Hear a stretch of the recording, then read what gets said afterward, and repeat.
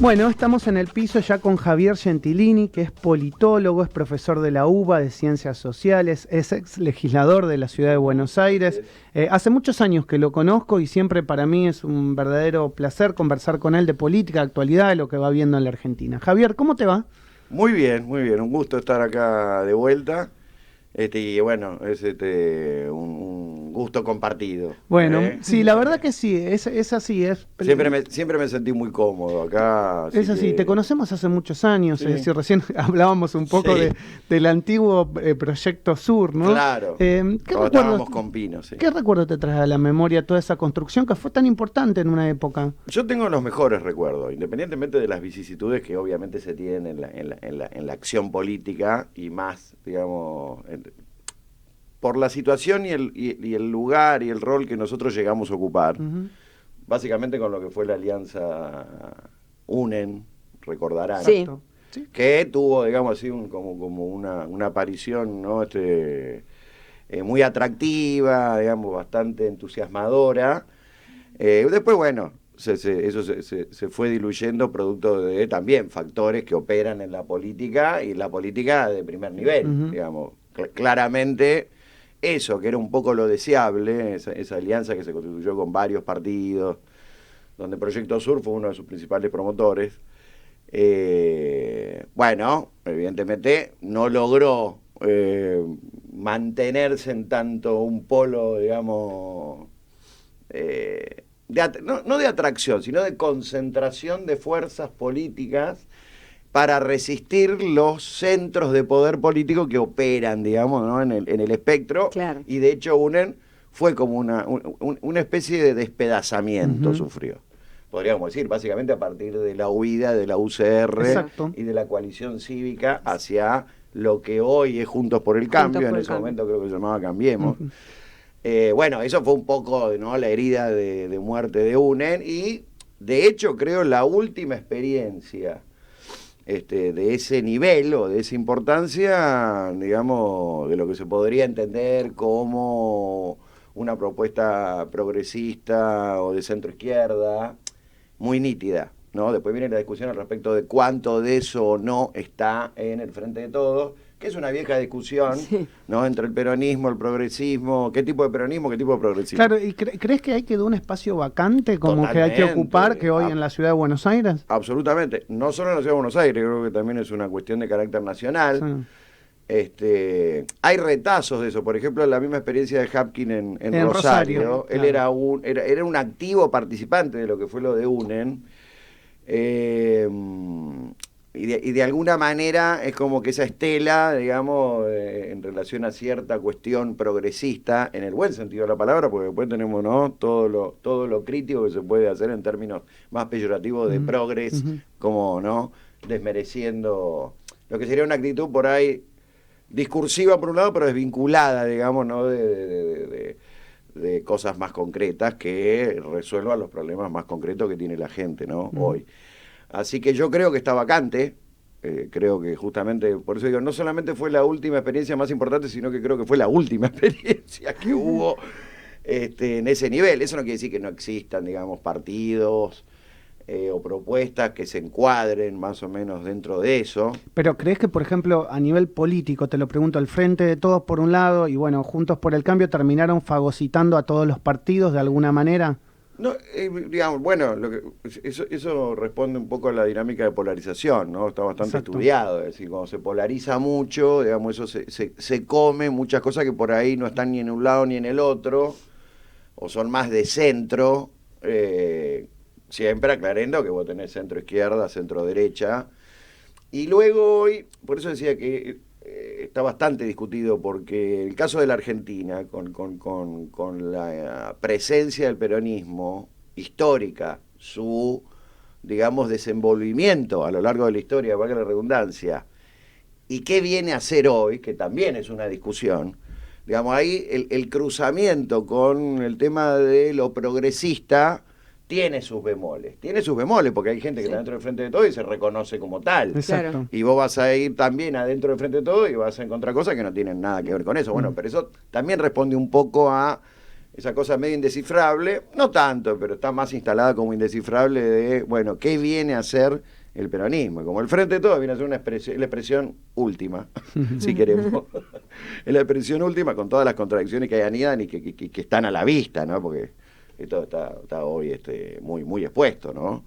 Me parece que en parte sí, respondiendo a tu pregunta. Después hay otras cosas que, respondiendo a tu pregunta de, bueno, pero entonces se comieron, al progresismo se lo comieron entre un lado y el otro de la grieta. En parte sí, yo creo que en parte sí, con esto que decíamos al Frente de Todo y Juntos por el Cambio también, digamos, hay que reconocer que, no sé, el Partido Socialista de la Ciudad de Buenos Aires fue con Cambiemos, digamos, el amigo Roy Cortina, que por ejemplo participó con nosotros de esa experiencia de UNE. Me acuerdo, claro. Activamente, terminó en Cambiemos, Margarita Stolbizer. Exacto. Con la cual, digamos, yo con ambos... ¿Estaba Carrillo, si no mal no tengo la mejor también? relación. ¿O fue al último tiempo? ¿En UNEN? ¿O no? Fue socia fundadora. Fue socia fundadora, junto a Pino, digamos, las dos... Tenés razón. Las dos personalidades convocantes iniciales de UNEN, estamos hablando algo para la gente que se ubique, del 2012. 2012. Sí. No pasó mucho tiempo, pero ya pasó, Parece. casi una década. Sí. Explota, digamos, en el 13, ¿no? Con ese atractivo que tuvo en ese año, y se muere en el 14. Fue todo muy rápido. Pino iba candidato a senador Pino y fue Lilita era senador, candidata a diputada. Lilita, primera candidata a diputada nacional, y de hecho, digamos, las internas abiertas se gana en el paño de diputado. Fue la única vez que se le ganó, digamos, en la historia actual del PRO, la única vez que se le ganó fue con UNEN. Exacto. Ojo. No así en senadores, y en la general salimos segundos en las dos, pero habiendo logrado que Pino fuera senador. O sea, fuimos Fue senador. Claro, sí, porque salimos segundos, concretamente. Sí. Así que. Y entonces decía, eso evidentemente también se ha comido algunas cosas que se presentaban como de centro izquierda, que bueno, tienen, qué sé yo, una historia más compatible con eso. Por ejemplo, más compatible el GEN con el radicalismo en líneas generales, más allá también de las propias contradicciones del radicalismo. Y sí, ¿por qué? Porque el GEN viene del radicalismo, Margarita, digamos, viene del radicalismo. O sea, es como medio lógico. Independientemente también de, cómo va a desenvolverse esa alianza en atención a la puja. Eso, ¿cómo va a desenvolverse acá? Claro, porque vos tenés la puja por las candidaturas presidenciales del año que viene, sí, que están tironeando fuertemente. Una cosa fue con Macri, exitoso, hasta su fracaso, digamos, como presidente, donde no había ninguna discusión desde el punto de vista de quién, digamos, lideraba eso. Y otra cosa es a posteriori. Claro. Entonces hoy hay una disputa muy cierta por el liderazgo de eso y concretamente por quién va a ser el candidato o la candidata a presidente por ese conglomerado político. Y los radicales, por primera vez, digamos, en la historia de esa coalición, están en, digamos, situación de competitividad, ¿no? Ya sea con Manes, complementado o no con Lustó. Inclusive llegar a pelear la jefatura de gobierno de la ciudad. No, claro. Pasa que eso yo lo veo como más inexpugnable porque dudo, digamos, de que, que lo dejen. vaya a entregar la ciudad. Pero a nivel nacional, esto está claramente en disputa. Y hay que contar ahí algo que se conecta con la política en general, que es que, obviamente, el factor Milei está introduciendo, digamos, Venía la pregunta, te estoy anticipando. Claro, porque yo justamente te iba a preguntar, dado que, bueno, el lugar que ocupás en la docencia, sí, y en la UBA particularmente, y en la materia que das, ¿cómo veías vislumbrar esto entre la gente, entre los jóvenes? ¿No es cierto? ¿Cómo lo estás percibiendo? Mirá, yo te voy a contar una anécdota que es peor que la de la juventud universitaria. El otro día voy a una cadena de supermercados, para no hacerle propaganda a la marca, pero que tiene ahora, digamos, pequeños establecimientos que forman parte de la cadena y nada, entro y le digo, pero la coca se fue a no sé dónde. Y el cajero me dice, hasta que no venga Milei no se va a resolver el problema. ¿Viste? Yo, digamos, es una de las pocas veces en mi vida que me quedé como medio pasmado, pasmado frente a la respuesta. Porque pasa a ser un comentario bastante colectivo, ¿viste? Tiene que venir alguien que cambie. El cajero del supermercado, que ¿viste? Ya no es alguien que está estudiando ciencia política, no es ciencia, que podría venir desde allá, vaya a saber por qué, pero obviamente no se manifiestan tanto en la UBA y menos en sociales, pero que hay. Pero puede, claro. Olvídate. Claro, que hay. Claro. Y entonces esta cosa de hasta dónde llegó a cavar, digamos, en la opinión pública en general, o concretamente en cierta expectativa de la gente, es claramente un problema para mí. Es un problema, porque vos lo planteabas antes, digamos, el tema de la no existencia de una alternativa que no tenga que ver ni con un lado ni con el otro de la grieta, no ocupada hoy por lo que tradicionalmente se entiende por centroizquierda o progresismo, sí está siendo ocupada o está siendo pretendidamente ocupada por esa cosa ultraliberal, digamos, que expresa Milei fundamentalmente y que en realidad no lo ha hecho, no ha logrado enganchar a bastante gente por el lado del programa económico, porque ellos plantean las mismas aberraciones que ya se hicieron en la Argentina con Cavallo. El tema es que nos hemos olvidado de esto, ya como pasaron, ¿no?, casi 30 años, claro, ¿no? El programa de Cavallo empezó la etapa virtuosa. Sí, pero con Martínez de Oz. Sí, pero, bueno, Martínez de Oz, digamos, en la dictadura, es el antecedente, digamos, anterior. No plantean nada distinto. Y encima esto en la Argentina ya se hizo. El tema es que la gente no lo sabe. Exacto. La gente no sabe. ¿Por dónde entra la gente? Por la fobia a la política. Y la fobia a la política es una cuestión absolutamente lógica. ¿Por qué? Y porque la gente, digamos, siente que la responsable del fracaso de la Argentina y de todas las consecuencias que la gran mayoría de la gente tiene que pagar es la clase política, de una u otra manera. Seguramente habrá también alícuotas de responsabilidad en el resto de las fracciones de la dirigencia en general, donde vos podés meter todo, empresarial, sindical, X, etc. Sí. Pero fundamentalmente la que ha estado a cargo, digamos, del comando de las instituciones, ya sean gubernamentales, digamos, o oficiales de la Argentina en sus distintas distintas actividades o competencias, es la clase política. Entonces la gente está harta de la clase política. Harta. Entonces dice, acá hay una alternativa. No le entiendo bien lo que plantea económicamente o dice que él va a resolver económicamente. Pero va a terminar con la política. Va a terminar con la casta. Entonces entra lo de la casta. Claro. Obviamente, gracias a lo que sea, en lo que cada uno crea, bueno, esto no fue una aparición, ¿viste?, 2 meses antes de las elecciones, claro, sino que empezó a despuntar 1 año y pico antes, y como no puede mantener la boca cerrada el muchacho, dice las barbaridades que dice. ¿Estamos? Que la libre portación de armas, que la cuestión de los órganos, y la última, la de Thatcher, que voy a decir, pero que digamos, vi un cortito en un diario que decía vive en otra realidad. En un diario de tirada importante, o sea, vive en otra realidad, o sea que, digamos, se está mostrando lo que es en sustancia o en esencia, y esto también le está conllevando a algún tipo, digamos, de problema en la opinión pública. Pero me parece que, digamos, para redondear ese concepto, claramente Milei es una consecuencia de la crisis, digamos, de representación política que la Argentina arrastra desde hace mucho tiempo, que fue buscando salidas.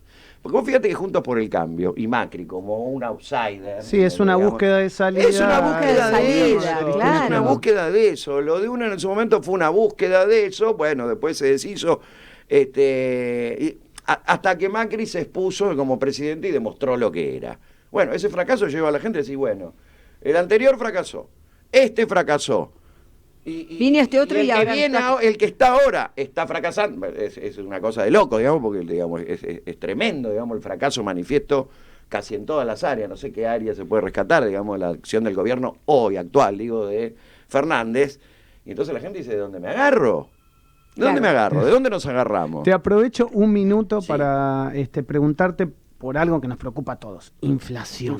Sí.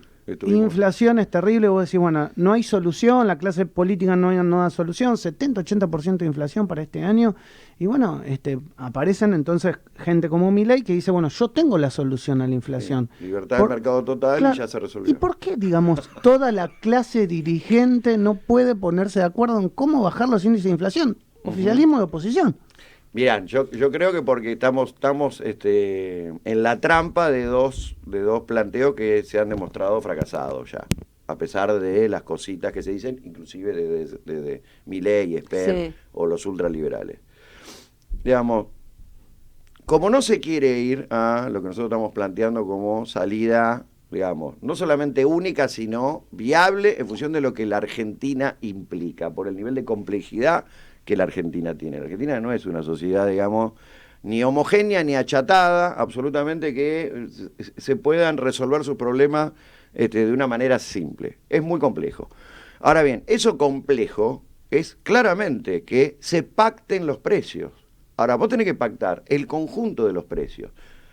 Bueno, pero eso ya se hizo. No, nunca se hizo pactar el conjunto de los precios. Lo que se hizo fueron acuerdos sectoriales, que es un poco quemar la solución. El gobierno, ¿qué ha hecho? Ha quemado recurrentemente esta solución y le ha dado mucho pasto a la crítica, digamos, que viene del lado del liberalismo o el ultraliberalismo, si queremos, en el sentido, no, los acuerdos de precio no sirven. No, no sirven cuando vos sectorizás los acuerdos de precio y dejás al resto de las actividades económicas. Claro, no lo generalizás. No lo generalizás, entonces ¿qué va a suceder? Vos, no sé, acordaste en la harina, vamos a suponer el caso de la harina, el pan y qué sé yo. Ahora, mientras vos dejás las variables, el resto de las variables sueltas, bueno, todo lo demás se sigue moviendo en atención a la expectativa inflacionaria. Claro. Eso hace que los precios sigan corriendo y por lo tanto el sector que vos acordaste en un momento se vea inundado o traspasado, digamos, por que la inflación sigue y dice, muchacho, esto no va. Entonces se caen los acuerdos y ahí está el tema de no sirve. Del otro lado, ¿qué se plantea? Hay que liberalizar absolutamente todo.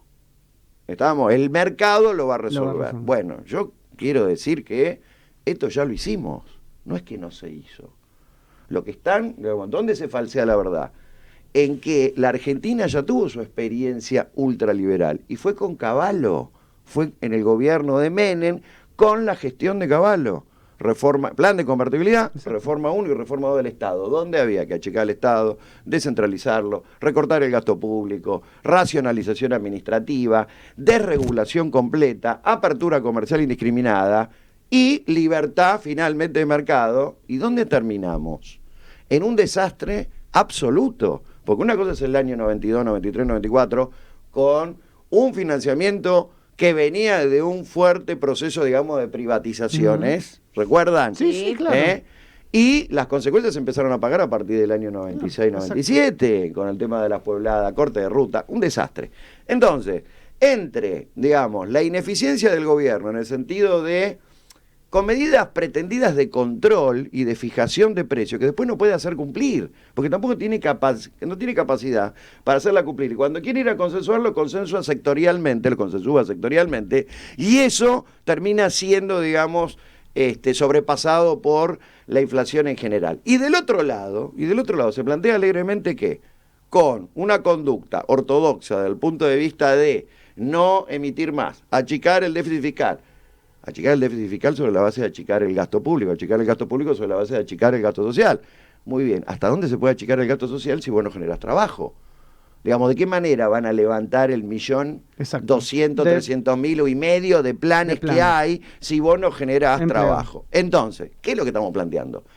Primero, en términos de la coyuntura, en lo inmediato, claramente hay que ir a un pacto multisectorial completo, donde nadie quede por fuera, para pactar absolutamente metas de producción, cuál es el nivel de costos para esa producción, cuál es el nivel salarial que hay que asumir, con qué márgenes de ganancia estamos esperados y con qué carga tributaria para que el Estado enfrente, digamos, el gasto público que tiene que enfrentar. Y ahí tenemos lo básico. Ahora, eso vos lo tenés que acordar. Una vez que acordaste eso, automáticamente decanta el tema de cuáles son los precios.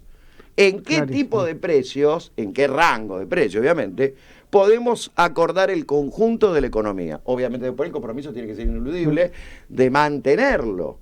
¿El gobierno puede hacer esto por decreto? No lo puede hacer. No. Lo que sí puede hacer hoy este gobierno, incluso con el desgaste absoluto que tiene, es convocar a que eso se produzca. Ahora, cualquier gobierno, en serio, que quiera sacar a la Argentina del atolladero de la inflación, ponerla en ruta de un modelo de desarrollo y crecimiento, y al mismo tiempo que eso sea viable y sostenible en el tiempo para que no se lo coma el conflicto, tiene que ser una cosa de este tipo. Consensuada. Javier, como siempre, gracias por estar, clarísimo, muy bueno el desarrollo y bueno, lo seguiremos analizando. Dale, yo no tengo ningún problema, cuando quieran me muchas invitan. Gracias. Javier Gentilini, politólogo, profesor de la UBA de Ciencias Sociales, es ex legislador de la Ciudad de Buenos Aires y muy amablemente charló en la mañana del arranque.